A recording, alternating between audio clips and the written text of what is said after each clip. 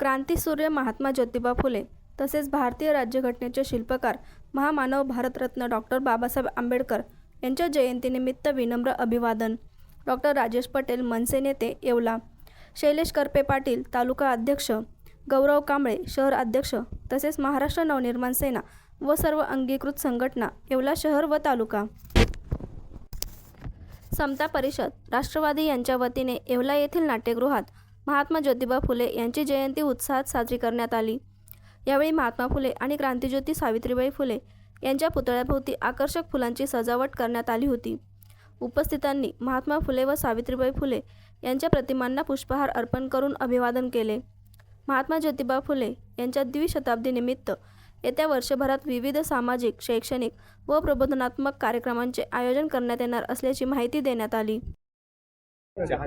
थोर समाजसुधारक क्रांतीसूर्य महात्मा ज्योतिराव फुले यांचा जन्म 1827 मध्ये पुणे या ठिकाणी झाला.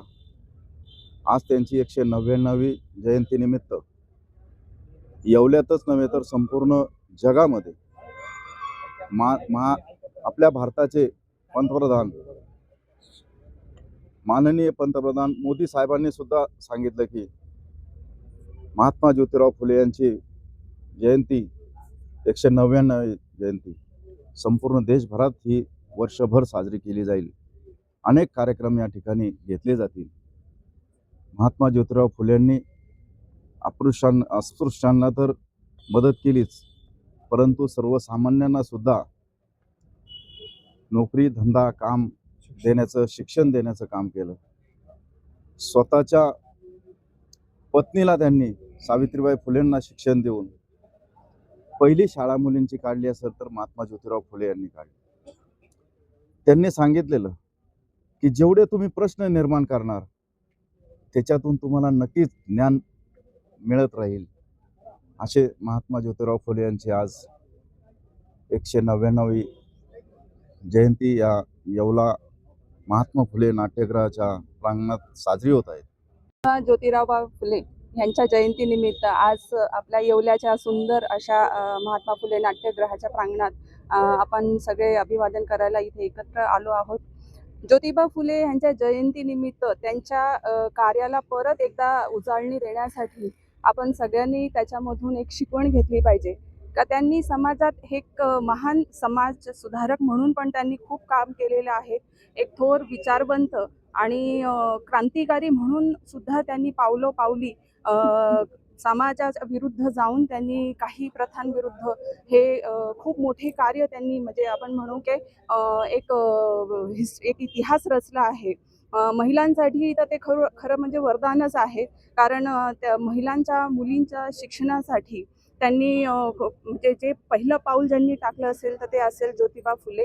आणि त्यांच्याच बरोबरीने त्यांची साथ देणारे सावित्रीबाई फुले ह्या ज्योतिबा फुलेंनी जे मुलींसाठी जे पहिली शाळा काढली त्याचे पहिली शिक्षक म्हणून सावित्रीबाई फुले यांनी आपली कामगिरी बजावली. आणि त्यांच्याच म्हणजे परिणाम स्वरूप आज आम्ही हे जग आमच्यासाठी जे खुले आहेत ते त्यांचीच देणगी आहे आम्हाला. ज्योतिबा फुले यांनी खूप महत्त्वाच्या प्रथा म्हणजे सती प्रथा असतील, बालविवाह प्रथा असतील, त्यांनी हे बंद करून आपल्याला आज जाणवत नाहीये, पण खूप मोठा जे फरक आज आपण बघतोय ते त्यांच्यामुळे बघतोय.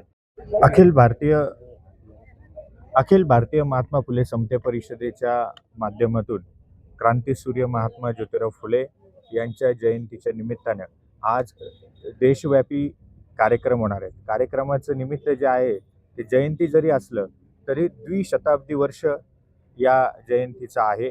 त्या अनुषंगाने येवला शहरामध्ये, येवला तालुक्यामध्ये आम्ही विविध स्पर्धा, उदाहरणार्थ विविध शाळा असेल, महाविद्यालय असेल, त्या ठिकाणी आम्ही विविध स्पर्धा आयोजित करू. निबंध स्पर्धा असेल, चित्रकला स्पर्धा असेल, काही ठिकाणी आम्ही प्रभागामध्ये विविध ठिकाणी छोटे छोटे आम्ही एक व्याख्यानाचे कार्यक्रम या ठिकाणी आजपासून जाहीर करत आहोत की वर्षभर हे सगळे कार्यक्रम आमचे सुरू राहतील.